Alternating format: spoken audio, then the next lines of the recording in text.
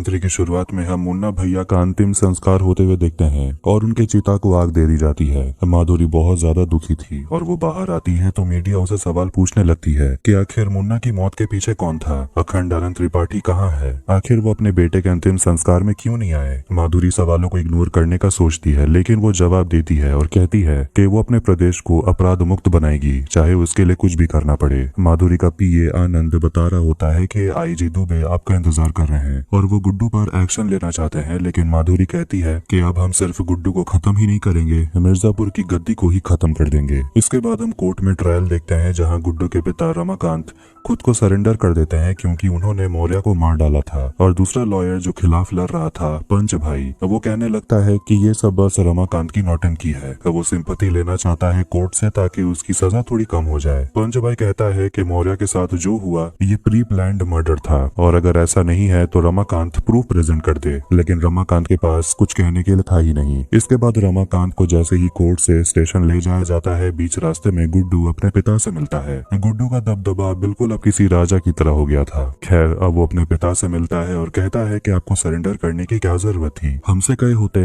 आपकी जगह कोई और ब्लेम ले लेता। रमाकांत मना करता है और गुड्डू अपने पिता से कहता है कि आपको लड़ना होगा, कम से कम माँ के लिए, डिम्पी के लिए। दूसरी तरफ हम शरद को देखते हैं जो माधुरी से मिलने आता है और माफी मांगता है कि वो अंतिम संस्कार में नहीं आ पाया। माधुरी उसे पूछती है कि आप यहाँ आए क्यों हैं, तो वो माधुरी से कहता है कि हमारा सपोर्ट आपके साथ है, कभी हमारी भी हालत आपकी तरह हुआ करती थी, मैंने भी अपने पिता को खोया है, तब मेरे साथ मुन्ना खड़ा था। माधुरी कहती है कि हमें पता है आप क्या कहने की कोशिश कर रहे हैं, मगर ये बात जान लीजिए कि भय मुक्त प्रदेश में आपका जौनपुर भी आता है, इसलिए आपको किसी तरह की आजादी नहीं मिलने वाली। शरद उसे पूछता है कालीन भैया के बारे में, क्या उनकी कोई खबर मिली, तो वो लोग कहते हैं नहीं, मगर असली में वो शरद ही था जो सीजन 2 के लास्ट में शमशान घाट से कालीन भैया को बचाकर ले गया था। इसके बाद हम गोलू को देखते हैं जो एक जमीन की डील करने के लिए चाचा भतीजा से मिलने जाती है, जिनके आपस में बिल्कुल भी नहीं बनती, वो लोग बस लड़ते रहते हैं और गोलू भतीजे राजू से बात करती है जो जमीन देने को राजी भी था और गोलू कहती है कि अगर तुम्हारे अंकल नहीं मानेंगे तो उनका दोनों पैर हम काटेंगे, तुम चिंता मत करो। वो बाहर आती है तो कुछ लोग हथियार लेकर रास्ता घेर कर खड़े हो जाते हैं। गोलू उनसे कहती है कि वो मिर्जापुर की बाहुबली है और पूरा पूर्वांचल उसे रिपोर्ट करता है। फिर वहाँ पर एक आदमी आता है जो कहता है कि यहाँ का बाहुबली वो है। फिर वो उस लड़के को पकड़ लेता है जो गोलू का खबरी था और वहाँ का बाहुबली उस लड़के का सिर धड़ से अलग कर देता है और गोलू से कहता है पूर्वांचल पर किसका राज है ये हर कोई मिलकर डिसाइड करेगा, सिर्फ गुड्डू नहीं। दूसरी तरफ गुड्डू किंग ऑफ मिर्जापुर वाली गाड़ी से पुलिस स्टेशन आता है और अपने पापा का स्कूटर लेकर अपने घर पहुँचता है, लेकिन देखते हैं कि उसकी छड़ी पुलिस स्टेशन पर ही रह गई थी। खैर वो अपनी माँ से बात करता है और वो अपनी माँ को समझाता है उसके साथ चलकर त्रिपाठी वाले हवेली में रहने, क्योंकि अब उसकी माँ की जिम्मेदारी और डिम्पी की जिम्मेदारी अब गुड्डू की है। लेकिन उसकी माँ नहीं मानती और कहती है मेरा घर यही है, वैसे भी तुम तो मिर्जापुर के डॉन बन गए हो, हम कहीं भी रहे हम तो सेफ ही होंगे। इसके बाद आईजी चीफ मिनिस्टर मतलब के माधुरी से मिलने के लिए आते हैं और माधुरी उन्हें खुली छूट दे देती है और कहती है गुड्डू पर एक्शन लेना है तो लीजिए, बस मम्मी जी मतलब के बीना और उसके बेटे को कुछ नहीं होना चाहिए जो गुड्डू के साथ ही रह रहे हैं। इसके बाद त्रिपाठी हवेली में हम बीना को देखते हैं जो अपने बच्चे के साथ होती है और उसका बच्चा बहुत रो रहा था, इसलिए नौकरानी राधा टीवी चला देती है क्योंकि अगर टीवी चलेगा तो बच्चा शांत हो जाएगा। गोलू बीना से बात करती है तो बताती है कि अगले हफ्ते बैठक है और अब तो पश्चिम उत्तर प्रदेश से भी इंटरफेरेंस होगा। उन्हें समझ नहीं आ रहा कि आखिर वेस्ट वाले इंटरफेरेंस क्यों कर रहे हैं। राधा कहने लगती है कि यहाँ तो यही चलन है, जब उनके यहाँ लीडर चुनना होता है तो यहाँ से लोग जाते हैं, मगर प्रॉब्लम यह है कि कालीन भैया की बॉडी मिली नहीं है और उनके बॉडी के बिना यहाँ के गद्दी पर हक जमाना मुश्किल होगा, इसलिए उन्हें कोई और तरीका सोचना होगा ताकि गुड्डू पूर्वांचल का लीडर बन पाए। बीना को लगता है कि कोई अंदर का ही आदमी है जो उन्हें छुपा कर रखा है। रात में दोनों गुड्डू से बात करते हैं और उन्हें समझाते हैं कि हमें दूसरे जगह के बाहुबलियों से हाथ मिलाना होगा ताकि हम अपना पोजीशन स्ट्रॉन्ग कर पाए। जौनपुर में शरद अपने लोगों के साथ बात कर रहा था जो गुड्डू का मजाक उड़ा रहे होते हैं कि वो तो पढ़ा लिखा भी नहीं है, वो मीटिंग में आएगा ही नहीं। शरद अपने लोगों से कह देता है कि आप लोगों का काम यही है कि बाकी के बाहुबलियों से मिलें और कुछ भी हो जाए कालीन भैया के लिए सिंपैथी जनरेट कीजिए। मगर शरद की माँ शकुंतला अपने बेटे को समझाती है कि ऐसे मौके पर तो राजा भी अपना हाथ पैर चलाते हैं, जाकर पश्चिम के मीडिएटर से मिलो। शरद मुनव्वर से मिलता है और मुनव्वर शरद के विचार और उसके बात करने के तरीके से काफी इम्प्रेस हो जाता है और कहता है कि तुम काफी स्मार्ट हो, समझदार लगते हो और ऐसे ही लीडर की जरूरत पूर्वांचल को है, क्या आप खुद में लीडर को देखते हैं? लेकिन शरद कुछ नहीं कहता। गुड्डू अपने राइट पैर का फिजियोथेरेपी करवा रहा था और एक आदमी आकर उसे बताता है कि शरद बाकी बाहुबलियों से मिल रहा है और आपके खिलाफ माहौल बन रहा है। गुड्डू कहता है वो जो भी करेगा वायलेंस से करेगा। गोलू समझाती है कि उन्होंने तो कालीन भैया पर भी हमला किया, लेकिन उसका क्या हुआ? अभी भी सारा मैटर उनके फेवर में नहीं है। जो ट्रेडिशन चलते आ रहा है हमें वो मेंटेन करना पड़ेगा, वरना गलत मैसेज जाएगा। हमें मीटिंग में जाना चाहिए। मगर गुड्डू मना करता है और दोनों जिम में आते हैं क्योंकि शरीर को भी तो स्ट्रॉन्ग रखना जरूरी है। गोलू समझाती है कि मीटिंग में शरद आपको भड़काने की कोशिश जरूर करेगा, मगर आपको कंट्रोल में रहना होगा। गुड्डू कहता है वो कंट्रोल में रह नहीं सकता। गोलू ना समझ गुड्डू को समझाती है कि हम लोग जिस रास्ते पर चल रहे हैं उसमें बल के साथ साथ बुद्धि की भी जरूरत होगी। गुड्डू कहता है तुम हो ना हमारी बुद्धि। गोलू कहती है उसी का इस्तेमाल तो आप कर नहीं रहे। अब आखिरकार मीटिंग वाली रात आ जाती है और सारे बाहुबली मिलकर प्रयागराज में मिलते हैं, लेकिन अभी तक मिर्जापुर की तरफ से कोई नहीं आया था। वो लोग यही कहते रहते हैं कि पूर्वांचल का लीडर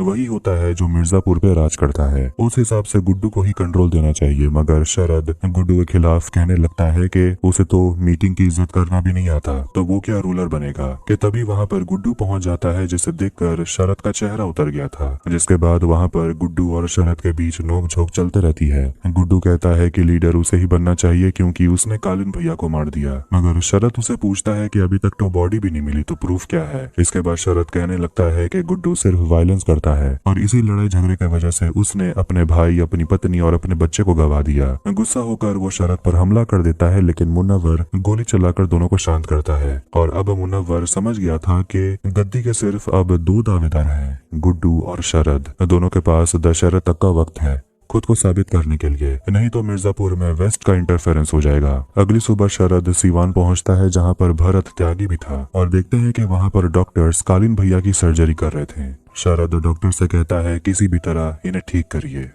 उन्नाव में हम वाल्मीकि और उसके गैंग को देखते हैं जो पैसों के लिए लोगों को मारने का काम करते हैं। वो अपने गैंग को एक कहानी सुना रहा होता है एक संत आदमी के बारे में, और वहाँ पर एक आदमी बैठा हुआ था जो पैसे गिनता है और कहता है पूरा 1 करोड़ है।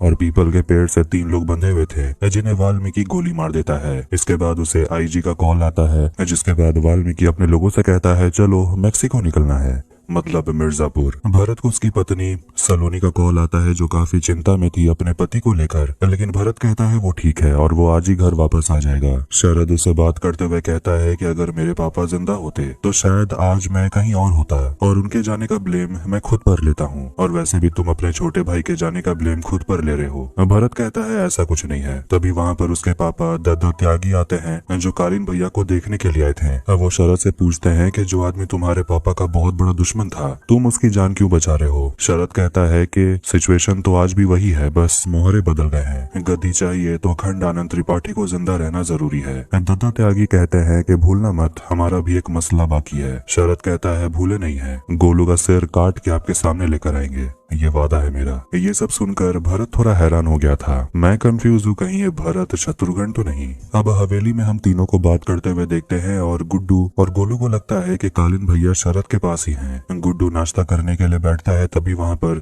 कोई स्नाइपर से उस पर नजर रखा हुआ था टंकी के ऊपर से। यहाँ पता चलता है ये तो वाल्मीकि का ही आदमी है और वो लोग यहाँ पर आईजी के कहने पर गुड्डू को मारने के लिए आए हैं। तभी गुड्डू के दूसरे तरफ बीना बैठ जाती है और उनका प्लान चौपट हो जाता है। गुड्डू जैसे ही बाहर निकलता है तो वाल्मीकि का एक और आदमी गुड्डू का पीछा करने लगता है और गुड्डू जाता है कट्टे के फैक्ट्री में और वहाँ उन लोगों से पूछ रहा होता है कि आखिर बंदूकें बिक क्यों नहीं रही। मगर वो लोग कहते हैं कि आपके वहाँ से बंदूकें आ ही नहीं रही, डिमांड तो अभी भी है। तो वो लोग फैक्ट्री में जाकर देखते हैं कि वहाँ तो ढंग से काम ही नहीं हो रहा था, इसलिए वो अपने लिए नया स्टाफ लाना चाहता था। गोलू कॉलेज पहुँचती है और एक क्लास में 5 लड़कों को चुनती है जो फैक्ट्री में काम करेंगे। अब इसी तरह धीरे धीरे गन्स के प्रोडक्शन बढ़ने लगते हैं और रमाकांत को जेल हो जाती है और वहाँ पर वो लाला को भी देखता है। और सीएम वो प्रदेश को भय मुक्त बनाना चाहती थी और इसीलिए सबको जेल में डाला जा रहा था। और प्लान ये है कि लाला को जेल में डालकर गुड्डू के एनकाउंटर की प्लानिंग की जाएगी। दूसरी तरफ डिम्पी अपने लॉयर से मिलती है जो उसके पापा के लिए लड़ रहे थे। लॉयर कह देते हैं कि तुम्हारे पापा तो केस लड़ना ही नहीं चाहते। डिम्पी जानती है कि उसके पापा ने मौर्य के ऊपर सेल्फ डिफेंस में गोली चलाई, बस किसी तरह ये प्रूव करना होगा।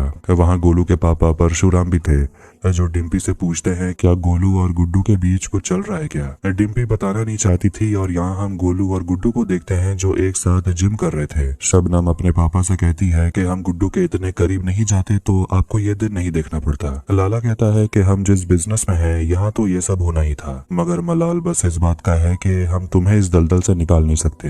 गोलू के पापा हवेली पहुँचते हैं और एक फाइल लेकर आए थे जो वो अपनी बेटी को दे देते हैं जो हिसाब किताब करने में बिजी थी। वो डॉक्यूमेंट से ये पता चलता है कि जेपी यादव ने ओपीएम के सारे खेत गुड्डू के नाम कर दिया था, मगर बेनिफिशियरी माधुरी है। मतलब कि अब गुड्डू लीगल तरीके से अफीम की डीलिंग नहीं कर पाएगा। बीना कहती है इलीगल हो या लीगल, आपको तो अफीम से मतलब है, खेत से नहीं। आप पुराने लोगों से कांटेक्ट क्यों नहीं करते।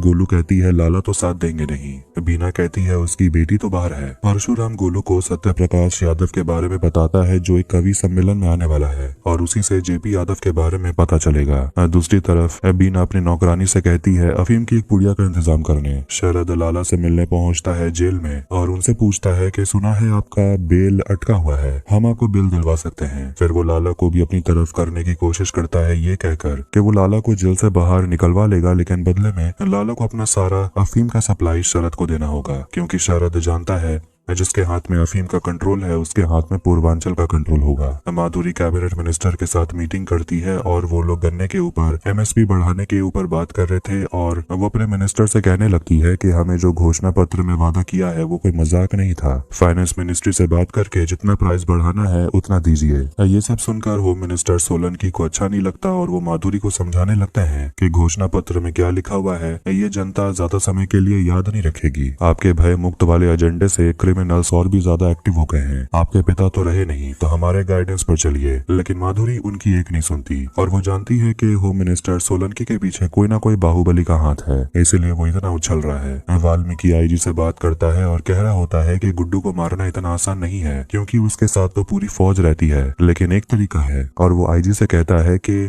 आपको पैसे भिजवाने होंगे, उसके बाद हम लोग देख लेंगे। उसी दिन गुड्डू से मिलने के लिए उसके बॉडी बिल्डर कोच आते हैं और उसे मिस्टर पूर्वांचल कंपटीशन में आने के लिए न्योता भी देते हैं। पहले कालीन भैया को चीफ गेस्ट के तौर पर बुलाया जाता था, अब गुड्डू जाएगा। गोलू को लगता है वहाँ जाना थोड़ा रिस्की होगा, मगर गुड्डू नहीं मानता और वो जाना चाहता है क्योंकि उसे बॉडी बिल्डिंग में बहुत ज्यादा इंटरेस्ट है। मगर गोलू भी जाना चाहती थी और कहती है कि हमारे आने तक इंतजार करिएगा। गोलू पहुंचती है भदोही में होने वाले कवि सम्मेलन में जिसके बारे में उसके पापा ने उसे बताया था। वहाँ पर वो अपने टारगेट पर नजर रखी हुई थी और सत्य प्रकाश गोलू से मिलता है और वो उसे जेपी यादव का पता मांगती है जो कई दिनों से अंडरग्राउंड है, मगर सत्य प्रकाश को भी उसका पता नहीं पता।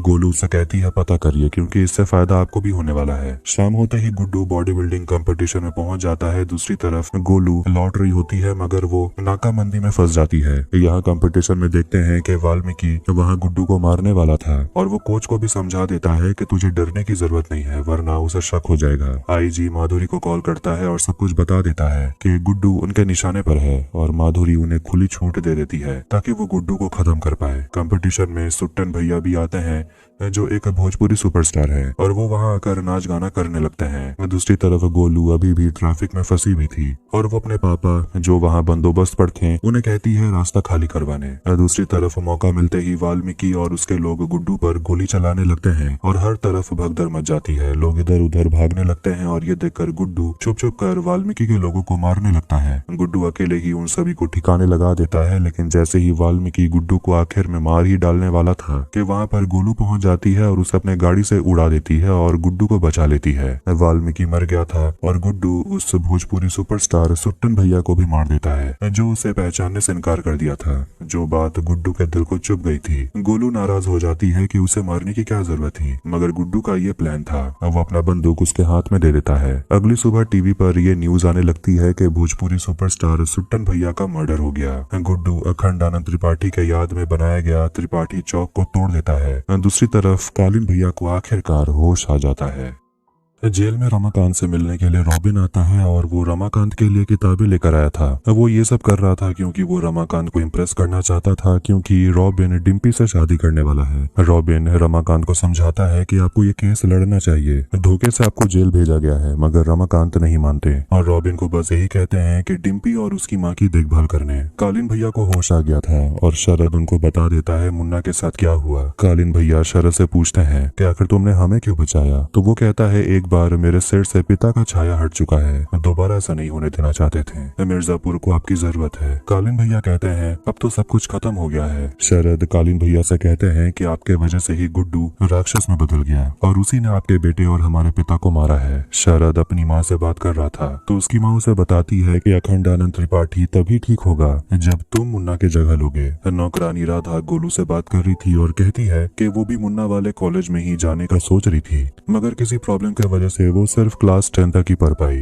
भारत गोलू को कॉल करता है और गोलू माफी मांगती है कि उसके छोटे भाई को उससे प्यार हो गया था, लेकिन इसमें गोलू की क्या गलती थी। भारत उससे कहता है कि तुम्हें इसकी सजा तो जरूर मिलेगी। गोलू उसे मिर्जापुर बुलाती है और कहती है कि वापस जाने की गारंटी मैं आपको नहीं दे सकती। गोलू अफीम के सप्लायर से मिलती है जिनका माल उन्हें पसंद तो आता है लेकिन दाम बहुत ज्यादा था। सप्लायर कहते हैं कि रिस्क भी तो ज्यादा है। गुड्डू आकर कहता है कि वो डायरेक्ट डीलर से बात करना चाहता है ना कि ब्रोकर से, और गोलू भी उनसे कह देती है कि इतने पैसे देकर वो अफीम नहीं खरीदने वाले। कवि सम्मेलन वाला सत्य प्रकाश गोलू को कॉल करके बताता है कि जेपी यादव मिल गया, लेकिन पता जानने के लिए उसे पैसे चाहिए। गोलू मान जाती है। होम मिनिस्टर सोलन की स्पीच के लिए तैयारी कर रहे थे, मगर उनके मुंह से गाली निकलना बंद कहाँ होता है। आईजी उसे मिलने के लिए आते हैं और कारण ये है कि चीफ मिनिस्टर माधुरी ने जितने भी लोग घायल हुए थे उन्हें कॉम्पेंसेशन देने की बात करती है और आईजी दुबे को भी छुट्टी पर भेजने की बात करती है, मतलब कि उन्हें हटाया जाता है क्योंकि गुड्डू को मारने के लिए आईजी ने बदमाशों का सहारा लिया।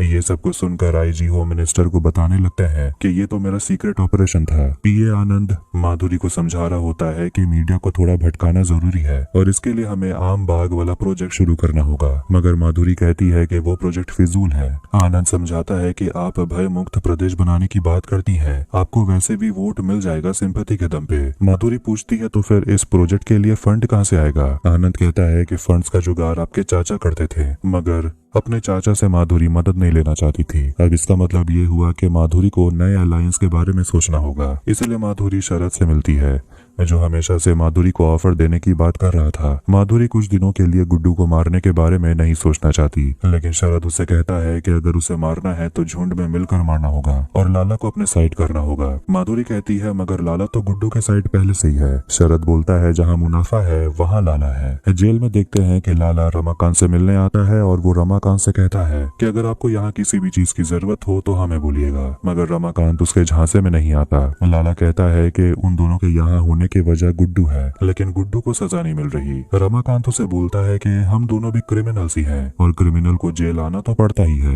लाला उसे कहता है कि जेल में समय का पता नहीं चलता और धीरे धीरे तुम भी अपने असूलों को भूल जाओगे। जेल में सभी कैदियों को ड्यूटी दी जाती है और रमाकांत को किचन में काम करना होगा गेरुआ नाम के कैदी के साथ, जिसे सभी लोग रमाकांत को कहते हैं आप मना कर दीजिए क्योंकि गेरुआ बहुत खतरनाक आदमी है। कहते हैं कि वो नरभक्षी है, लेकिन ये सब सुनकर भी रमाकांत अपना डिसीजन नहीं बदलता। इसके बाद हम भरत त्यागी को देखते हैं जो अपने घर पर गिन्नी और अपनी पत्नी सलोनी के साथ होता है और रात में जब भरत अपनी पत्नी के साथ सो रहा था तो उसके पसीने छूटने लगते हैं। तभी भरत को अस्तबल से फोन आता है जिससे वो भी चौंक गया था कि भला अस्तबल में उसका कौन रहता है, लेकिन ये तो रेड लाइट एरिया से कॉल आया था जहाँ भरत हमेशा जाया करता था मजे के लिए। और यहाँ थोड़ा बहुत लगने लगता है कि ये भरत नहीं शायद शत्रुघ्न है। आपको क्या लगता है? दादा त्यागी कालीन भैया से मिलकर उन्हें थोड़ा पॉजिटिव सोचने को कहते हैं क्योंकि वो जिंदा बच गए और कहने लगते हैं कि हम दोनों की हालत तो एक जैसी ही है, हम दोनों ने अपने बेटों को खोया है। कालीन भैया कहते हैं कि हम अपने बेटे पर गर्व करते थे। दादा त्यागी कहते हैं कि उसके छोटे बेटे ने हमेशा उसे दुख दर्द दिया है, मरने के बाद भी उसे चैन नहीं आ रहा। ये सब सुनकर भरत को तो अच्छा नहीं लगता। गोलू को पता चलता है कि शरद आजकल बहुत ज्यादा बिहार आना जाना करता है और वो अपने लोगों से कहती है पता करने कि आखिर वो क्या करने जाता है वहाँ। माधुरी अपने लोगों से कहती है आम बाग वाला प्रोजेक्ट स्टार्ट करने, फंड की चिंता वो लोग ना करें। दूसरी तरफ हम देखते हैं कि माधुरी शरद को ओपीएम का खेत दे देती है जो पहले मुन्ना का हुआ करता था, लेकिन इसके बदले में आनंद शरद से 5 करोड़ रुपए मांगता है फंड के लिए। रमाकांत किचन में काम करने लगता है, लेकिन गेरुआ वहाँ पर लड़ाई झगड़ा करते रहता है। लोग उसे बहुत ज्यादा डरते हैं। फिर एक दिन गेरुआ बाथरूम में रमाकांत को पकड़ लेता है और उसे पूछने लगता है कि आप बाकी वकीलों की तरह नहीं है, क्या आप हमारा काम करेंगे? रमाकांत मना कर देता है क्योंकि गेरुआ खूनी है। गेरुआ कहता है आपको वजह तो नहीं पता। वो बताने लगता है कि उसकी 9 साल की बेटी हुआ करती थी, लेकिन उसके मालिक के बेटे ने उसकी बेटी के साथ जबरदस्ती किया। बदले में गेरुआ ने बस अपने मालिक के बेटे को पीटा था और उन लोगों ने गेरुआ की बेटी को अगले दिन जला दिया। इसलिए गेरुआ ने अपने मालिक और उसके बेटे के साथ 3 लोगों को कुल्हाड़ी से काट डाला और वो रमाकांत से पूछता है कि आखिर मैंने ये किया तो गलत क्या किया। वो रमाकांत से मदद मांगता है एक मर्सी अपील डालने के लिए। शरद लाला को कॉल करता है और उसे कहने लगता है कि हम आपको बेल नहीं दिला सकते हैं, लेकिन आपको आपका धंधा वापस जरूर दे सकते हैं। बस शर्त यह है कि आप अफीम की डील किसी और के साथ नहीं करिएगा। डिम्पी के घर पर देखते हैं कि रॉबिन डिनर तैयार करने की जिम्मेदारी अपने ऊपर ले लेता है और ये देखकर डिम्पी की माँ काफी ज्यादा हैरान हो गई थी कि डिम्पी को तो किस्मत वाला लड़का मिल गया, क्योंकि आज तक रमाकांत ने कभी कुछ बनाकर उसे नहीं खिलाया। अगले दिन वसुधा अपने पति रमाकांत से मिलने जाती है और वो उसे मना रही होती है कि इस केस को लड़ने के लिए, लेकिन रमाकांत के भी कुछ असूल हैं और वो कहने लगता है कि मैं हमेशा से क्रिमिनल को सजा दिलाते आया हूँ और अपनी बारी आई तो मैं पीछे कैसे हट जाऊँ। मगर वसुधा अपने पति को समझाती है कि ये डिसीजन सिर्फ आपके लिए नहीं है, आपकी पूरी फैमिली है, उसकी भी तो जिम्मेदारी आपके ऊपर है। इसलिए अगले ट्रायल में साफ साफ कोर्ट में वो कह देता है कि उसने सेल्फ डिफेंस में मौर्य के ऊपर गोली चलाई, क्योंकि मौर्य उसके बेटे गुड्डू को मारना चाहता था। कोर्ट रमाकांत को 2 हफ्ते का समय देते हैं प्रूफ लाने के लिए, जिससे कि डिम्पी को उम्मीद जगने लगती है कि उसके पापा अब शायद जेल से बाहर आ सकते हैं। आईजी माधुरी से मिलने के लिए आते हैं और माधुरी उन्हें वादा करती है कि आईजी जल्द ही अपने काम पर वापस लौट जाएंगे, मगर उसके लिए उन्हें कोर्ट में झूठी गवाही देनी होगी। फिर हम भरत को देखते हैं जो अस्तबल मतलब कि रेड लाइट एरिया पहुंच जाता है और पैसे देकर वो एक लड़की को पीटने लगता है और एक लड़की को अपने पास ही बैठाता है जो ये सब कुछ देख रही थी। फिर हम बलिया में देखते हैं जहां लाला के घर में रेड पड़ जाती है और वहां पर मिस्टर प्यारे लाल आते हैं और शबनम उनसे कहने लगती है कि आपको पैसे भेज दिए गए थे, तो फिर ये सब क्यों हो रहा है। प्यारे लाल कहता है क्योंकि पुलिस मानने को तैयार ही नहीं है कि लाला ने ये व्यापार छोड़ दिया है। वो शबनम से कहता है अपने पिता को समझाने, नहीं तो प्यारे लाल इस बिजनेस का सारा नेटवर्क किसी और को दे देगा, क्योंकि इस धंधे में बहुत लोगों का पैसा अटका हुआ है। दूसरी तरफ ट्रायल में हम देखते हैं कि रमाकांत जो खुद वकील है वो अपने तरफ से खुद के लिए लड़ रहा था और वो एसएसपी मौर्य की पत्नी से पूछताछ करता है और कोर्ट में उसे झूठा प्रूफ कर देता है और साथ साथ ये भी प्रूफ हो जाता है कि मौर्य और रमाकांत में कोई दुश्मनी नहीं थी और जो कुछ भी हुआ वो मर्डर तो नहीं था। फिर पंचबाई वहाँ पर आईजी को बुलाते हैं और शबनम अपने पिता से मिलने जाती है और उन्हें समझाती है कि अफीम का कंट्रोल किसी और के हाथ में ना देने, लेकिन लाला उसे कहने लगते हैं कि अब ये काम शरद संभालेगा। शबनम ये सब सुनकर खुश नहीं थी क्योंकि ये बिजनेस शबनम खुद संभालना चाहती थी, लेकिन लाला मना करते हैं।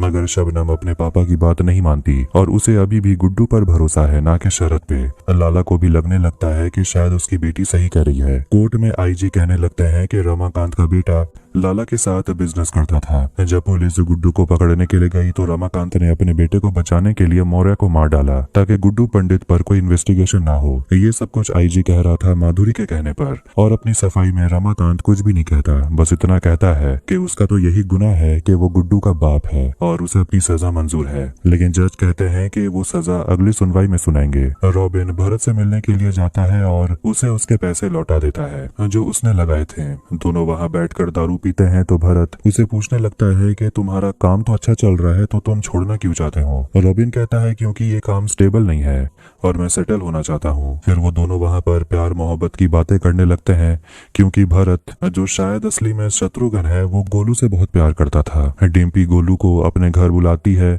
और उसे अपनी बहन स्वीटी के शादी का जोड़ा देने लगती है, मगर गोलू लेने से मना करती है। डिम्पी पूछती है कि गुड्डू भैया का तो उनका मकसद मिल गया, लेकिन तुम्हारा क्या। गोलू कहती है गुड्डू को हमारी जरूरत होगी। फिर जैसी वो बाहर आती है तो रॉबिन उसे मिलता है और वो रॉबिन से कहती है जल्दी अंदर जाइए, डिम्पी शादी का जोड़ा ट्राई कर रही है। गोलू जब हवेली आती है तो वहाँ पर शबनम आई हुई थी लिप्पी को लेकर, जिसके साथ गुड्डू खेल रहा था। गोलू को वहाँ देखकर शबनम के चेहरे से खुशी ही गायब हो गई थी और वहाँ पर वो एक ऑफर लेकर आई थी कि अफीम का कंट्रोल वो गुड्डू को देना चाहती थी, मगर गुड्डू मना करता है और कहता है शबनम को इन सब में नहीं पड़ना चाहिए क्योंकि इन रास्ते में सिर्फ मौत मिलती है। शबनम नाराज हो जाती है और कहती है कि ऑफर तो मुझे जौनपुर से भी आया था, फिर भी मैं आप लोगों के पास आई। ये सुनकर गुड्डू ऑफर के लिए मान जाता है और उसे ये डील क्लोज करने के लिए खुद जाना पड़ेगा नेपाल। ये सुनकर गोलू थोड़ी नाराज हो जाती है। इसके बाद गुड्डू काठमांडू जाने के लिए तैयार होता है और जाने से पहले गोलू उसे कह देती है कि जाइएगा तो डील क्रैक करके आइएगा। शबनम और गुड्डू काठमांडू पहुंचते हैं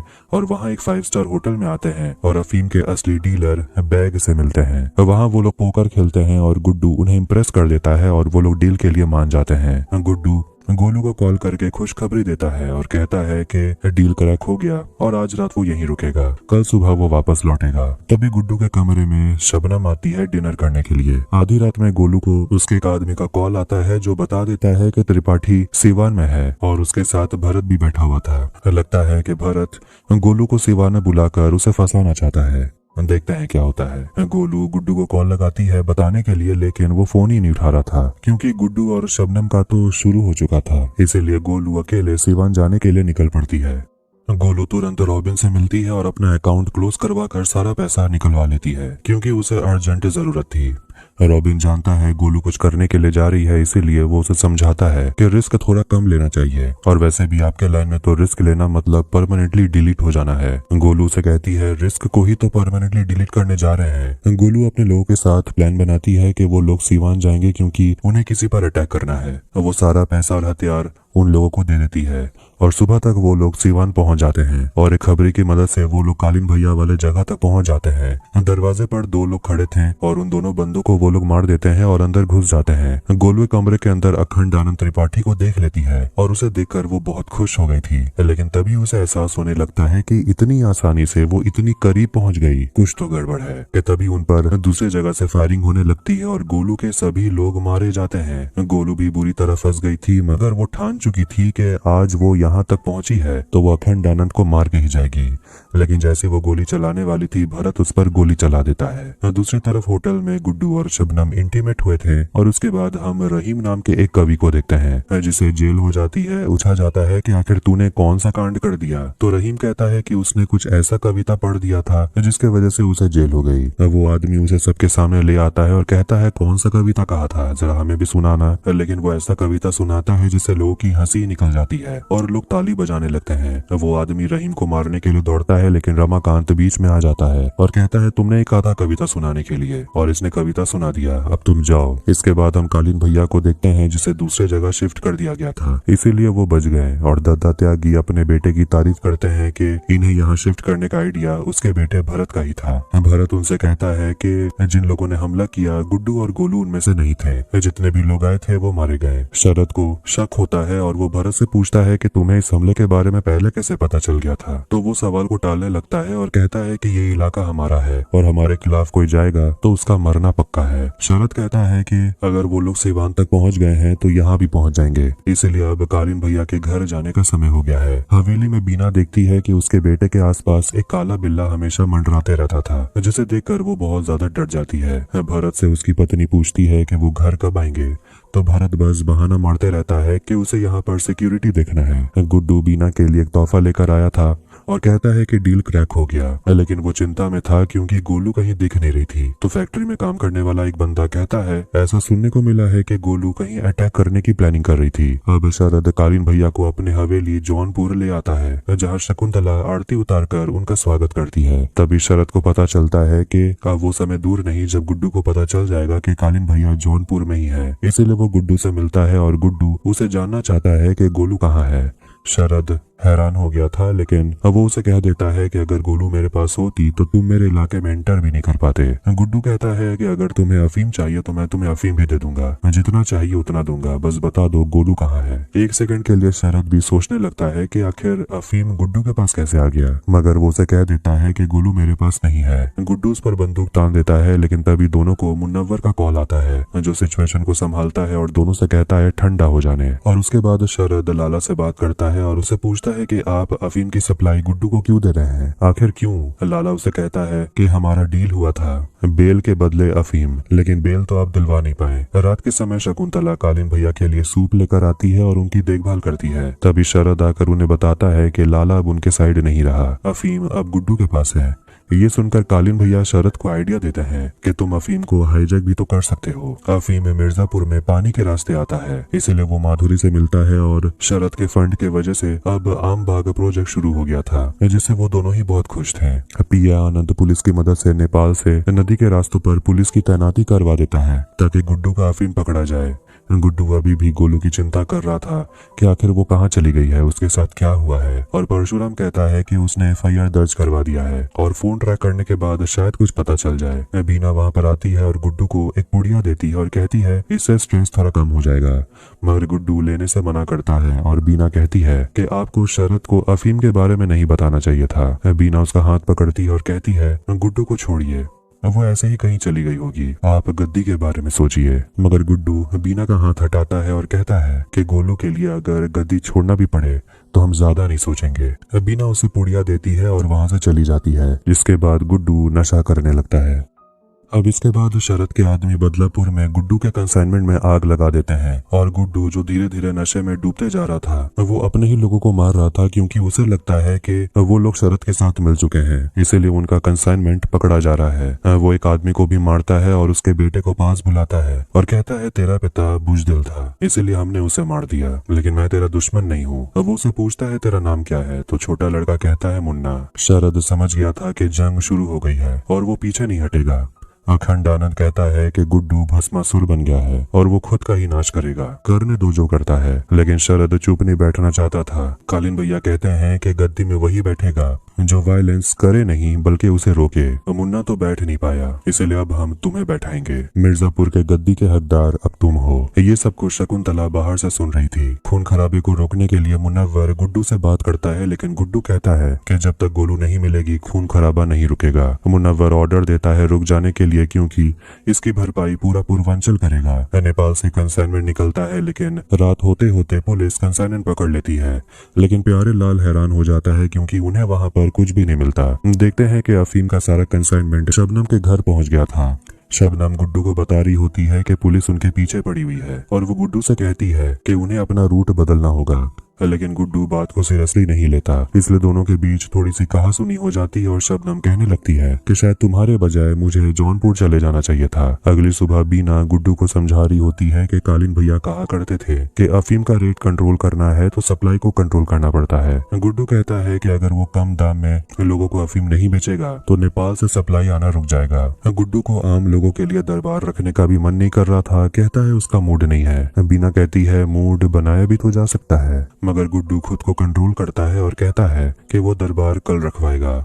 शरद का एक सप्लायर जब माल को चखता है तो वो कहता है कि ये अफीम काफी अच्छे क्वालिटी का है, मगर ये बाजार में आ गया तो हमारा माल बिकना बंद हो जाएगा। शरद उनसे कहता है तो फिर इसे बिकने मत दीजिए। रहीम उटपटांग भाषा में पॉलिटिशियंस के ऊपर कविता लिखता है, इसीलिए उसे जेल में डाल दिया गया था। लेकिन ये कविता सुनकर रमाकांत को भी काफी हंसी आती है और वो रहीम से पूछता है कि आखिर तुम्हारे वकील ने कुछ किया कि नहीं तुम्हें बचाने के लिए। रहीम कहता है मेरे पास लॉयर रखने के लिए पैसे ही कहाँ है। वहाँ पर लाला आते हैं और रमाकांत से कहते हैं कि आपने कई लोगों के लिए अपील फाइल करके मदद की है, मेरी भी मदद कर दीजिए। भले ही लाला क्रिमिनल है लेकिन फिर भी वो मान जाता है और रमाकांत उसे कहता है कि मैं आपकी मदद कर दूंगा, स्टेट विटनेस बन जाइए, सजा भी कम हो जाएगी। इसके बाद हम IG दुबे को देखते हैं जो माधुरी से मिलने आता है और उन्हें उन लोगों का लिस्ट देता है जो सरकार के अंडर काम तो करते हैं मगर खाते हैं बाहुबलियों का। लिस्ट में होम मिनिस्टर सोलंकी का भी नाम था और माधुरी उसे अब मजा चखाना चाहती है। इसीलिए अगले ही दिन खबर आती है कि चीफ मिनिस्टर माधुरी के कहने पर सारे जगह के SP चेंज कर दिए गए हैं। ये सब कुछ सुनकर होम मिनिस्टर तुरंत पहुंच जाते हैं मीटिंग में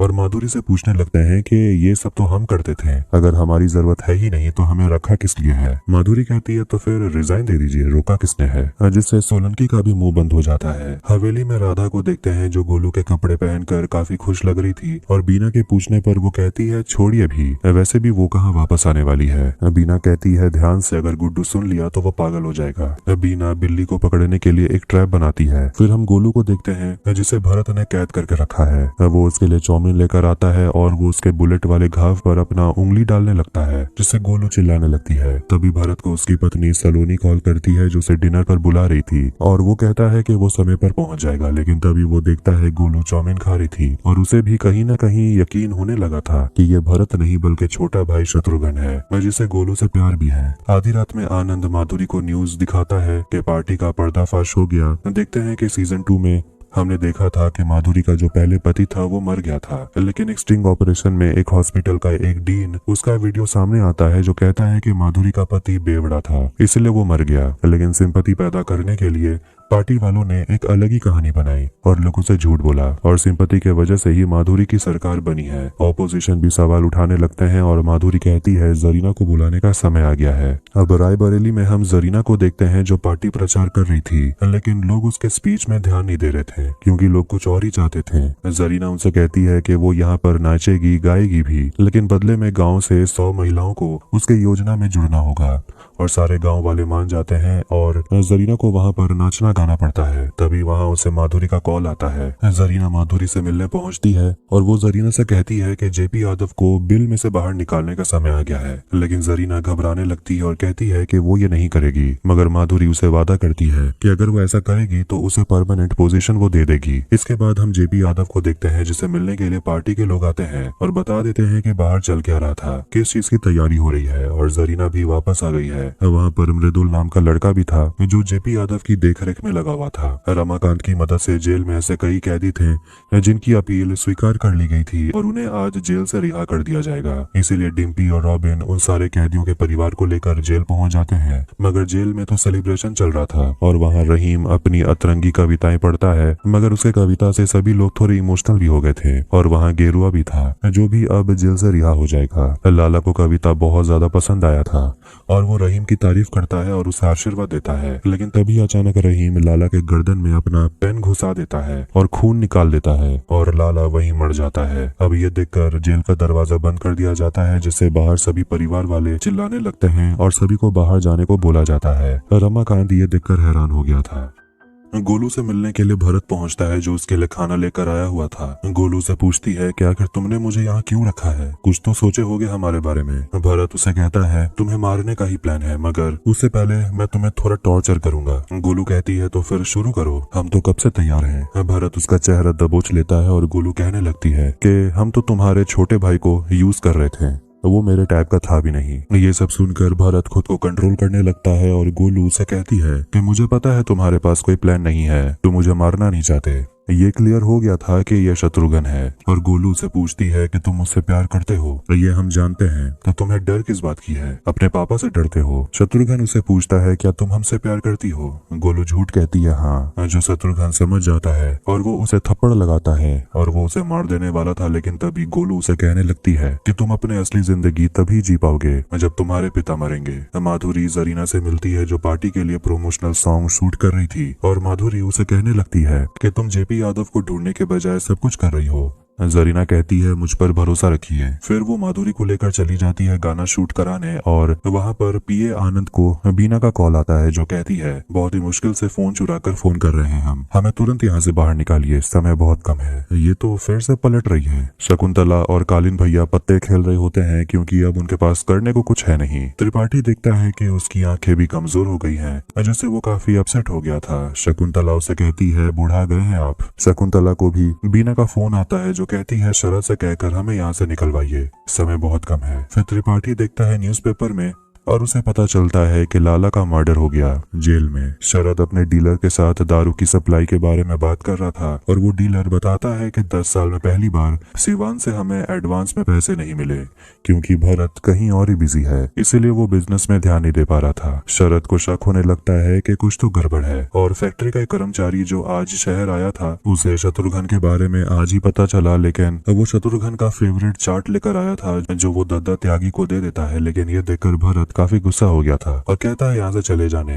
लेकिन दादा चार्ट ले लेते हैं और भरत एक आदमी उसे कॉल करके बताता है कि नाकाबंदी में हर कोई गोलू की गाड़ी को ढूंढ रहा है और चेकिंग के लिए वहाँ पर परशुराम नाम का ऑफिसर भी आया हुआ है जो हमसे रिश्वत लेने से मना कर रहा है। भरत उसे कहता है कि तुम लोग मुंह खोलकर कुछ भी बता मत देना। भरत देखता है कि उसके पापा चाट खा रहे थे, दूसरी तरफ लाला को कब्रिस्तान में दफना दिया जाता है। शबनम बहुत ज्यादा दुखी थी। शाम के समय शरद भरत से मिलने के लिए आता है और शरद देख रहा था कि भरत का ध्यान कहीं और ही है। शरद उसे कहने लगता है मुझे पता है कि गोलू को गायब तुम नहीं किया है, मगर भरत इन सब के बारे में बात नहीं करना चाहता था और वो गुस्सा हो जाता है, मगर शरद कंटिन्यू करते रहता है और कहता है गोलू को कैसे मारा तुमने, उसे काट दिए या इतना मारे कि वो मर गई। इसके बाद भी भरत मानने से इनकार करता है कि उसके पास गोलू है, मगर शरद बस कहने लगता है कि हमें लगता है तुम हमें अपना फैमिली मानते थे और वो उसे समझा देता है कि भले ही मिर्जापुर की गद्दी पर एक खरगोश ही क्यों ना बैठ जाए, उसे मारना इतना आसान नहीं होता। हम अपने पापा को भी यही समझाते थे और तुम्हें भी यही समझा रहे हैं। जाते जाते वो उसे कह देता है कि दारू का पैसा बाकी है, भेजवा देना। शरद वापस अपने घर आता है और कालीन भैया से बात करता है तो यहाँ पता चलता है कि लाला पर हमला करवाने वाला शरद खुद था और वो ऐसा करके गुड्डू को कमजोर करना चाहता था क्योंकि अफीम का सारा कंट्रोल गुड्डू के पास था। मगर कालीन भैया उसे कहते हैं कि माल तो अभी भी गुड्डू के पास पहुंच ही रहा है, तुमने अपने अपर हैंड को खो दिया ये सब करके। मुनव्वर से बात करो, मीटिंग फिक्स करो। शरद अपनी माँ से कहता है कालीन भैया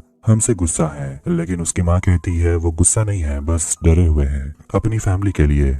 अगर उनकी फैमिली सुरक्षित हो गई तो कोई और सुरक्षित नहीं रहेगा। बीना का फोन आया था, वो भी कुछ प्लान कर रही है। अब कुछ दिनों के बाद जौनपुर में ही मीटिंग रखवाई जाती है जहां सारे लीडर्स पहुंच जाते हैं और मीटिंग में वायलेंस का मुद्दा उठाया जाता है क्योंकि खून खराबा इतना ज्यादा बढ़ गया है कि पूर्वांचल में बिजनेस बहुत बुरी तरह इफेक्ट हुआ है। जौनपुर और मिर्जापुर के झगड़े के बीच पूरा पूर्वांचल फंस चुका है। इसलिए वो कहता है कि गोलू वाला मुद्दा खत्म करिए क्योंकि गोलू हमारे पास नहीं है। शरद ये भी कहता है कि दशहरा तक शांति बनाए रखने और इस गद्दी को 2 हिस्से में बांट देना चाहिए, एक मिर्जापुर के लिए, एक जौनपुर के लिए। मुनव्वर अपनी रजामंदी दिखाता है। गुड्डू को भी आइडिया पसंद आता है क्योंकि इससे होगा ये कि जो भी झमेला है वो जौनपुर और मिर्जापुर आपस में मिलकर सुलझा लेंगे, भले ही वो तरीका कोई सा भी हो। बाकी के एरिया अपना काम आराम से कर पाएंगे। गुड्डू वहाँ से चला जाता है शांति प्रस्ताव के लिए एक प्रेजेंट रखकर, लेकिन जब शकुंतला सारी चीजों को खोलकर देख रही थी तो वो गुड्डू के दिए हुए बस्ते को खोलकर देखती है जिसमें उनके ही दारू के डीलर का कटा हुआ सिर था।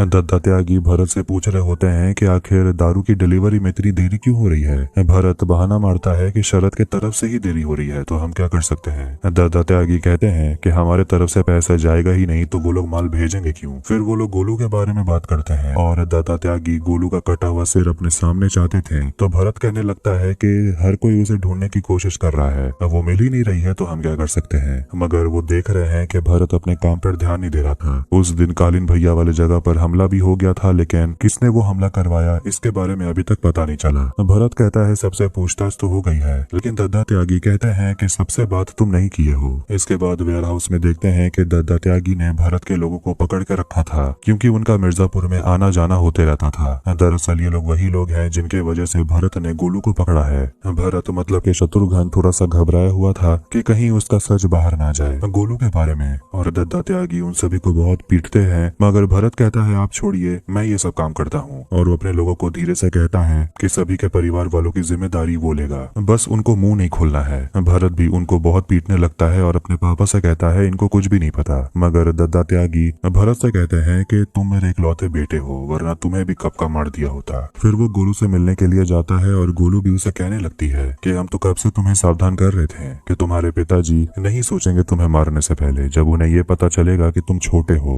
गोलू से कहती है कि उसे मारकर कहानी यहीं खत्म करने, और वो धमकी देने लगती है गुड्डू को पता चल गया कि हमें मारने वाले तुम थे तो वो तुम्हारा क्या ही हाल करेगा, तुम सोच भी नहीं सकते। शत्रुघ्न उसे कहने लगता है कि तुम हमेशा से गुड्डू की ही थी शुरू से। गोलू हाँ कहती है और शत्रुघ्न गुस्सा हो जाता है और कहता है कि हम तुम्हें चाहते थे और तुम गुड्डू को चाहती थी, लेकिन अब किसी को भी कुछ नहीं मिलेगा। और वो गोलू पर बंदूक तान देता है और गोली चला देता है।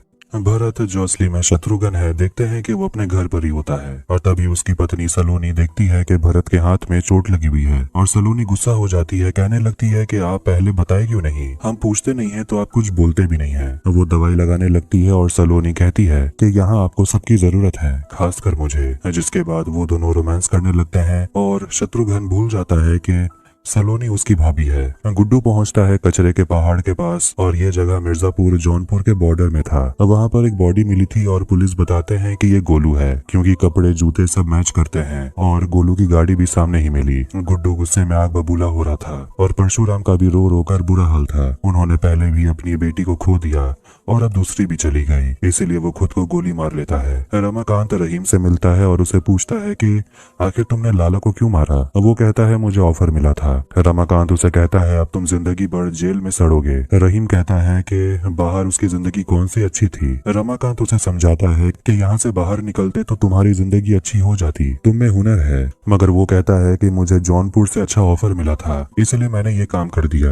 गोलू के मरने के बाद गुड्डू सिर्फ नशा करता है और बॉडी बिल्डिंग करता है। गुड्डू अपनी बहन डिम्पी से मिलने के लिए जाता है जो बच्चों को पढ़ा रही थी। कालीन भैया शरद को समझा रहे होते हैं कि गोलू के बॉडी को जौनपुर के बॉर्डर में फिकवाने का मतलब है गुड्डू को चैलेंज करना और त्यागी इस सब का इल्जाम तुम पर ही लगाएगा। शरद कहता है वो डरने वाला नहीं है, गोलू के मौत का जिम्मेदारी वो अपने ऊपर ही लेगा। कालीन भैया उसे कहते हैं अगर ऐसा करते हो तो फिर गुड्डू तुम्हारे ऊपर अटैक जरूर करेगा। शरद बस यही कहता है कि उसके ऊपर भरोसा रखने। उसके बाद वो लखनऊ जाकर चीफ मिनिस्टर माधुरी से मिलता है जो बस ड्रिंक करते रहती है, और जब शरद उसे सब कुछ बता देता है तो वो भी कहती है कि गुड्डू तुम पर अटैक जरूर करेगा। वो माधुरी से कहता है कि जब तक त्रिपाठी खानदान गुड्डू के पास है तब तक वो खतरे से बाहर नहीं है, इसलिए तुम्हें डिसीजन जल्दी लेना होगा। गुड्डू अगले दिन अपने पापा से मिलने जेल जाता है और उन्हें कहने लगता है कि वो खुद को संभाल नहीं पा रहा, ऐसा लग रहा है सब कुछ हाथ से निकलते जा रहा है। वो अपने पापा से पूछता है कि आपके अंदर इतनी हिम्मत कहाँ से आती है, आप अभी तक टूटे क्यों नहीं। उसके पापा बस यही कहते हैं कि यहाँ आकर मैंने बस यही सीखा है कि सर्वाइवल के लिए जो जरूरी है वही असूल है। अब हम दुबे को देखते हैं जो वापस से आईजी बन गया था और वो अपने काम पर वापस लौट आता है। आईजी कांस्टेबल पाठक से कहता है गुड्डू को बोलो हमसे आकर मिलने, जिससे कांस्टेबल भी थोड़ा घबरा जाता है। दूसरी तरफ गुड्डू अपनी फौज खड़ी करता है और उन्हें खून खराबा करने की खुली छूट दे देता है और कहता है जिस पर भी शक हो उन्हें काट देना। गुड्डू से मिलने आईजी आते हैं और वो गुड्डू की बात माधुरी से करवाते हैं। माधुरी उसे कहती है कि तुमने बीना और उसके बेटे को हॉस्टेज बना के रखा है, तुम बस उन दोनों को हमें दे दो और हम कोशिश करेंगे कि तुम्हारे पिता रमाकांत जेल से छूट जाएं। मगर गुड्डू साफ साफ कह देता है कि अगर बीना मेरे पास होती तो वो जिंदा नहीं होती, बीना मेरे पास नहीं है। मगर माधुरी मानने से इनकार करती है और कहती है कि अगर मेरी फैमिली वहाँ नहीं होती तो तुम्हें मिर्जापुर में घुस कर मारती। अपने पिता के बारे में एक बार सोचो। और वो फोन कट कर देती है। डिम्पी और रॉबिन को पता चलता है कि हियरिंग इसी हफ्ते में है और एक स्पेशल लॉयर आने वाला है, मतलब के अब समय कम है और वो लोग रमाकांत को नहीं बचा पाएंगे। बीना को जब माधुरी वाली बात पता चलती है तो वो गुड्डू से पूछने लगती है तो फिर आपने रमाकांत और मेरे बीच किसे चुना। खैर आपने जिसे ही चुना होगा आपका डिसीजन सही होगा। दूसरी तरफ दद्दा त्यागी को उसकी पत्नी समझा रही होती है कि शरद के साथ जो भी लेना देना है वो सब खत्म करिए, एक बार उसके ऊपर भरोसा करके बहुत बड़ी गलती आप लोगों ने कर दी है। भरत अपने पापा को समझा रहा होता है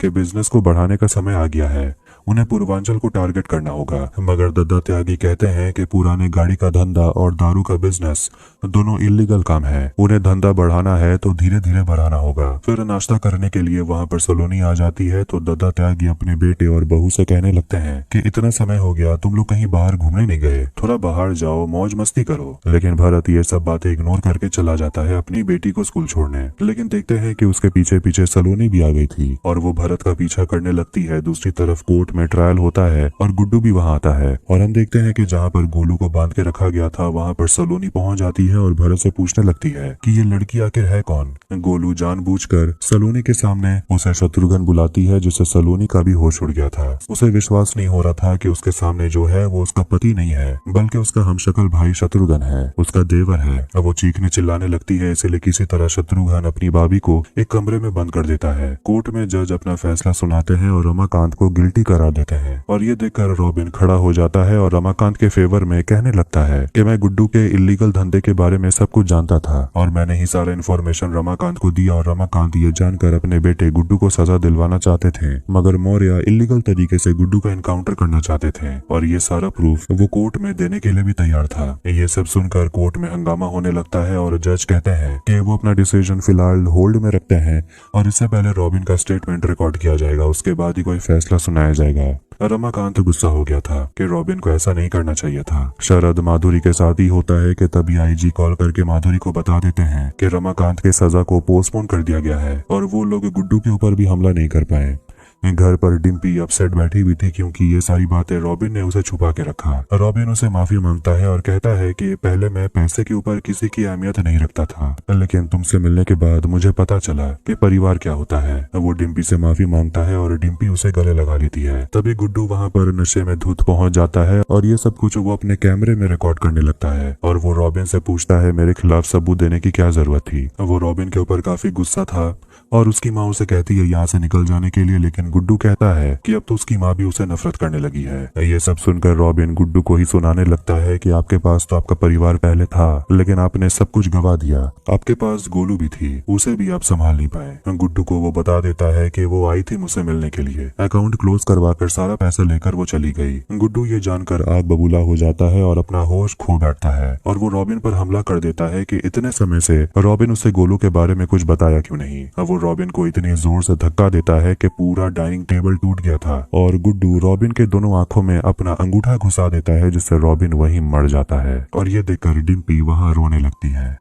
शत्रुघ्न को देखते हैं जो अपना कपड़ा पैक कर रहा था और उसकी माँ उसे पूछती है कहाँ जाने की तैयारी हो रही है, तो वो कहता है सलोनी के साथ वो वैकेशन पर जा रहा है। उसकी माँ को शक होता है और वो पूछती है कोई बात है जो बताना चाहते हो। शत्रुघ्न कहता है आप नहीं समझोगे। उसकी माँ कहती है बताने के लिए, तो शत्रुघ्न कहता है अगर हम आपको ये बोले कि हम भरत नहीं शत्रुघ्न है तो आप समझोगे। उसकी माँ हैरान हो जाती है मगर वो कहती है हम तो पहले से ही जानते थे। फिर हम सलोनी को देखते हैं जो गोलू के साथ ही बंधी हुई थी और गोलू उससे बात करती है और अपना इंट्रोडक्शन देती है कि वो गोलू है जिस पर शत्रुघ्न लट्टू था। सलोनी कहती है मगर गोलू तो मर चुकी है। गोलू ये सुनकर हैरान हो गई थी और सलोनी आगे बताती है कि गोलू की डेड बॉडी मिली है शरद के इलाके में। ये सुनकर गोलू सलोनी को समझाने लगती है इसका मतलब ये हुआ कि अब शत्रुघ्न आके आपको भी नहीं छोड़ेगा क्योंकि आपको पता चल चुका है कि हम जिंदा हैं। इसके बाद सलोनी गोलू की मदद करती है ताकि गोलू अपने हाथ को छुड़ा सके। दूसरी तरफ हम देखते हैं कि शत्रुघ्न अपने घर से बंदूक लेकर निकलता है। रॉबिन के बॉडी को घर से ले जाया जाता है और उसके बाद पुलिस गुड्डू को अरेस्ट कर लेती है।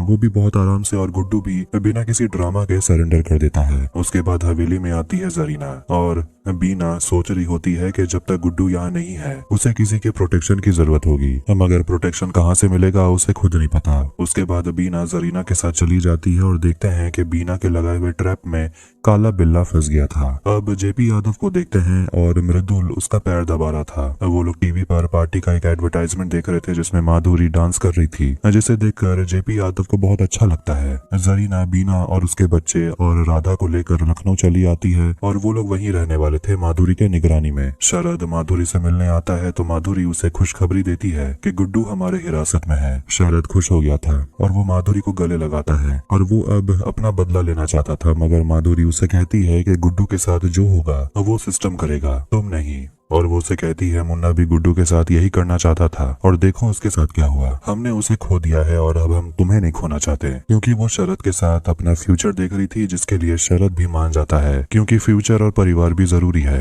जरीना शॉपिंग करने के लिए आई थी तभी उसे किसी का बार बार कॉल आ रहा था। उसे समझ नहीं आ रहा था ये कौन है, मगर ये मृदुल था जो उसे मिलने के लिए आता है और उसे एक ऑफर देता है और कहता है बहुत बड़ी पार्टी है जिससे आपको मिलना है और उसे ढेर सारा पैसा भी देता है। माधुरी जेल में गुड्डू से मिलने जाती है और उसे पूछने लगती है कि इतना बड़ा इंतजाम किया तुम्हारे लिए लेकिन तुम इतनी आसानी से सरेंडर कर दिए। गुड्डू कहने लगता है कि उसे मुन्ना से काफी जलन होती थी, अब उसकी लाइफ वो जीना चाहता था। वो ये देखकर भी हैरान है कि उसके जाने के बाद भी माधुरी मुन्ना के मौत का बदला लेना चाहती है और इसीलिए वो गुड्डू के पीछे पड़ी हुई है। माधुरी कहती है अगर उसके मौत का बदला लेना होता तो अब तक तुम जिंदा नहीं होते। शत्रुघ्न वापस गोलू से मिलने के लिए आता है और वो सलोनी से कहता है चलने के लिए और वो कहने लगता है कि वो अपने अंदर से शत्रुघ्न को मार चुका है और वो पूरी तरह से भरत बन गया है, इसलिए वो गोलू को मारने से पहले एक बार नहीं सोचेगा। जैसे ही सलोनी आगे बढ़ती है गोलू जिसका हाथ पहले से ही खुल चुका था वो भागने की कोशिश करती है और सलोनी को मार देती है और शत्रुघ्न की तरफ धक्का देकर वहां से चली जाती है। शत्रुघ्न गोलू पर गोली चलाता है जो उसे कंधे में गोली लग जाती है लेकिन वो वहां से भाग निकलती है और शत्रुघ्न देखता है कि सलोनी मर चुकी थी। गुड्डू को लखनऊ जेल में रखा जाता है लेकिन उसके अंदर आते ही कुछ लोग उसे घेर लेते हैं और मिलकर उस पर हमला करते हैं, मगर गुड्डू उनसे लड़ता है और उन सभी को हरा देता है। मगर आखिर में वहां पर एक बहुत ही लंबा चौड़ा आदमी आता है जो बेरहमी से गुड्डू पर हमला करता है और उसे बहुत बुरी तरह घायल कर देता है और ये सब देखकर पुलिस भी कुछ नहीं कर रहे थे। एक पुलिस वाला वहाँ आता है और गुड्डू का तस्वीर खींचता है। फिर हम मुनव्वर को देखते हैं जो मिस्टर हकीम से बात कर रहे थे और उसे कहने लगता है कि समय आ गया है पूर्वांचल में राज करने का। शकुंतला अपने बेटे पर बहुत गर्व कर रही थी क्योंकि आज शरद ने जो हासिल कर लिया है वो तो उसके पिता ने भी नहीं कर पाया था। शरद आगे का प्लान बताता है कि वो मिर्जापुर के गद्दी पर बैठना चाहता है और वो अपना नियम खुद बनाएगा। बीना माधुरी से मिलती है जो बीना के लिए एक छोटा सा पार्टी रखवाती है और बीना काफी खुश थी और वो माधुरी से कहने लगती है कि अकेले रहकर इतना स्ट्रांग रहना आसान नहीं होता और बीना यहाँ नाटक करने लगती है, कहती है कि मुझे तो वहाँ गुड्डू के कैद में अपने पति के मरने का शोक मनाने का भी समय नहीं मिला। माधुरी उसे एक फोटो दिखाती और कहती है ये देखकर आपको अच्छा लगेगा। बीना देखती है गुड्डू बहुत ही घायल हालत में था, जिसे देखकर बीना का दिमाग घूम जाता है क्योंकि असली में गुड्डू ही है जो उसे प्रोटेक्शन दे सकता है और आज उसकी ये हालत हो गई है। डिम्पी अपने पापा से मिलने जाती है और रमाकांत अपनी बेटी को समझाने लगता है कि रॉबिन के साथ जो हुआ उसमें तुम्हारी कोई गलती नहीं है। डिम्पी अपने ही भाई गुड्डू से बदला लेना चाहती थी और की है कि गुड्डू के खिलाफ आपके पास जितने भी सबूत है वो हमें दे दीजिए, आप जो नहीं कर सके वो हम करेंगे। घर पर डिम्पी अपने पापा के रिसर्च को देखने लगती है और उसे पेन ड्राइव मिलता है और बहुत सारे फाइल्स भी, और उसे ये पता चलता है कि पिछले चीफ मिनिस्टर मतलब के माधुरी के पापा को मारने के पीछे शरद था।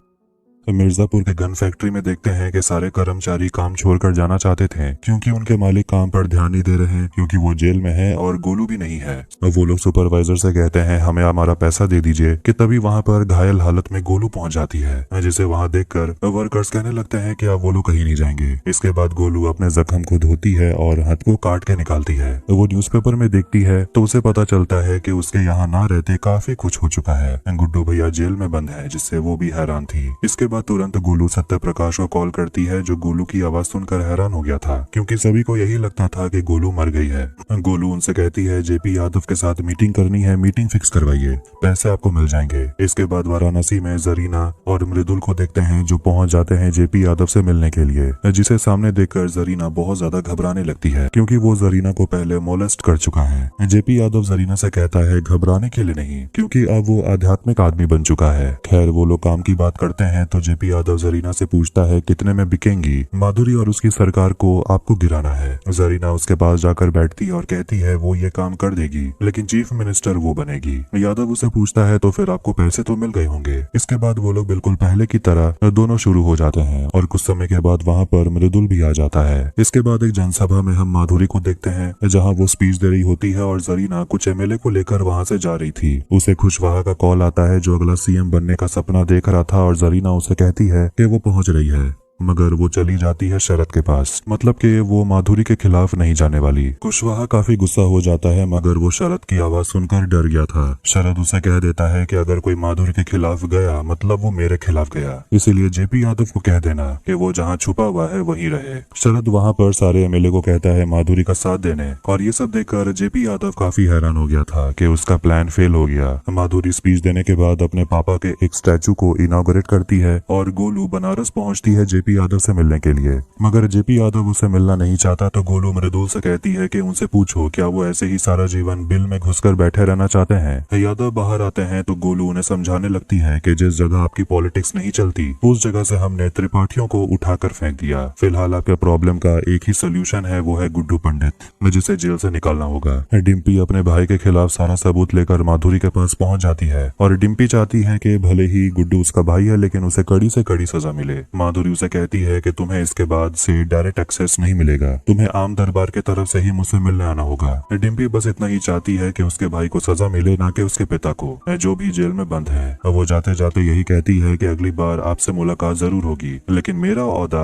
आम लोगों से ज्यादा ही होगा। शाम के समय शरद माधुरी से मिलने के लिए आता है और उसे विश्वास दिलाता है कि तुम्हारे खिलाफ कोई नहीं जाएगा क्योंकि ऑपोजिशन की तरफ कोई है ही नहीं, एमएलए हमारे तरफ है तो तुम भय मुक्त प्रदेश बनाने में ध्यान दो। माधुरी उसे जानना चाहती थी कि आखिर शरद ने उसके पापा का एक्सीडेंट क्यों करवाया। शरद उसे कहता है कि मैं जो करता हूँ वो सोच समझ के करता हूँ। अब माधुरी को वो बता देता है कि कालीन भैया जिंदा है और वो ये भी कहता है कि हमने जो कुछ भी किया तुम्हें चोट पहुंचाने के लिए नहीं किया। माधुरी पापा जी से मतलब के कालीन भैया से मिलना चाहती थी। माधुरी बीना से मिलने जाती है और बीना माधुरी से कहने लगती है कि मैं भी तुमसे मिलना चाहती थी और अपनी वो ख्वाहिश रखती है कि मिर्जापुर वो चलाना चाहती है क्योंकि आगे चलकर मिर्जापुर उसका बेटा भी तो संभालेगा। माधुरी तो ये बताने के लिए आई थी कि कालीन भैया जिंदा है लेकिन बीना कहने लगती है कि उनका जिंदा बचना नामुमकिन है, 3 गोली लगी थी उन्हें। माधुरी पूछती है आपको कैसे पता था कि उन्हें 3 ही गोली लगी थी। बीना सिचुएशन संभालती है, कहती है कि गुड्डू को बात करते हुए हम सुन लिए थे। Home minister Solanki JP Yadav से मिलने जाते हैं और जेपी यादव मिनिस्टर को अपने साथ करना चाहते थे मगर वो लोग कहते हैं कि यादव का खुद का करियर चौपट हो गया, मगर यादव कहता है एम्बिशन हमारे पास अभी भी है, मगर अगर बाहुबली हमारे साथ हो तो सब कुछ मुमकिन है। फिर वहाँ पर गोलू आती है और वो अपना प्लान सबको बताने लगती है। फिर सुबह होते ही शरद कालीन भैया से मिलने के लिए जाता है, जिसे वो ताऊजी कहकर बुलाता है और एक फैमिली मेंबर मानने लगा है और कहता है कि पूर्वांचल में सब कुछ उसके अंडर कंट्रोल है, सब कुछ हिसाब से चल रहा है। मगर वो अपने और कालीन भैया के रिश्ते के बारे में बात करता है और कहने लगता है कि हम आपको इसलिए बचाए क्योंकि हम खुद आपको मारना चाहते थे, मगर आप हमारे जिंदगी का अहम हिस्सा बन गए हैं और ये हमने कभी सोचा नहीं था कि ऐसा होगा।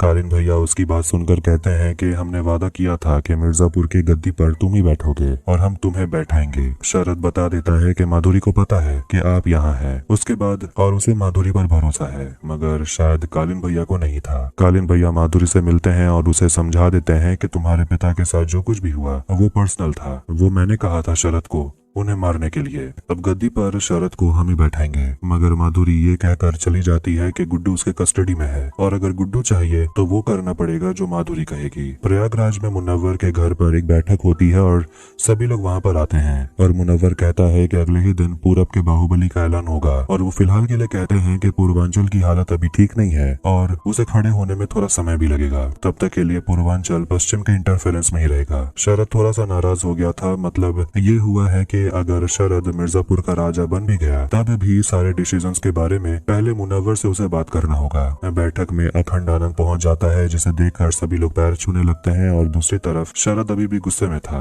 और मुनव्वर को सुनाया जा रहा था और उसकी बेइज्जती भी करता है। अखंड आनंद को देखकर सभी लोग हैरान हो गए थे और मुनव्वर अपनी बात वापस ले लेता है और कहने लगता है कि अब तो पूर्वांचल के लीडर कालीन भैया ही हैं। लेकिन कालीन भैया वहाँ पर ऐलान कर देते हैं कि मिर्जापुर का अगला राजा कौन होगा, वो कोई और नहीं बल्कि शरद होगा, जिसे सुनकर मुनव्वर खुश नहीं लग रहा था। मगर तभी अचानक कालीन भैया कहते हैं कि शरद मिर्जापुर का आखिरी राजा होगा और ये कहकर वो शरद को ही गोली मारकर वहीं खत्म कर देते हैं और वो मुनव्वर को ढाल बनाकर चारों तरफ गोली चलाने लगते हैं और सबको मार देते हैं और मुनव्वर को भी आखिरी में वो गोली मारकर वहीं खत्म कर देते हैं। फिर वहाँ पर पुलिस पहुंच जाती है, कालीन भैया को पकड़ने के लिए नहीं, क्योंकि अब वो लोग तो चीफ मिनिस्टर के लिए काम कर रहे थे। शरद अभी भी जिंदा था मगर वो बहुत बुरी तरह घायल हो गया था। उसके साथ बड़ा धोखा हुआ है और कालीन भैया ने विश्वासघात किया। शरद किसी तरह राजा की कुर्सी पर जाकर बैठता है और इस तरह कालीन भैया ने अपना वादा भी पूरा किया कि जो उसने कहा था कि वो शरद को कुर्सी पर खुद बैठाएगा। इसके बाद कालीन भैया और पुलिस वहाँ से चली जाती है, शरद को वैसे ही घायल हालत में अकेला छोड़कर। माधुरी बीना को कालीन भैया से मिलाती है, जिसे वो अपने सामने देखकर बहुत ज्यादा डर रही थी, क्योंकि कहीं न कहीं कालीन भैया पर हमला करवाने के पीछे उसका भी हाथ था। मगर कालीन भैया अपने बेटे को देखकर काफी खुश थे और बीना को भी गले लगाते हैं, क्योंकि फिलहाल उन्हें बीना के असली चेहरे के बारे में नहीं पता था। उसके बाद कालीन भैया जेल जाते हैं गुड्डू से मिलने के लिए, लेकिन गुड्डू जेल में नहीं था। यहाँ हम देखते हैं कि शकुंतला ने बिल्कुल सही कहा था कि अगर अखंड आनंद का परिवार सेफ हो गया तो अखंड आनंद किसी को नहीं छोड़ेगा, और यही हो रहा है। इसके बाद हम देखते हैं कि गोलू गुड्डू को जेल से बाहर निकलवा लेती है और गुड्डू गोलू को जिंदा देखकर चौंक गया था और वो खुश भी था और दोनों एक दूसरे को किस करते हैं और गले लगाते हैं।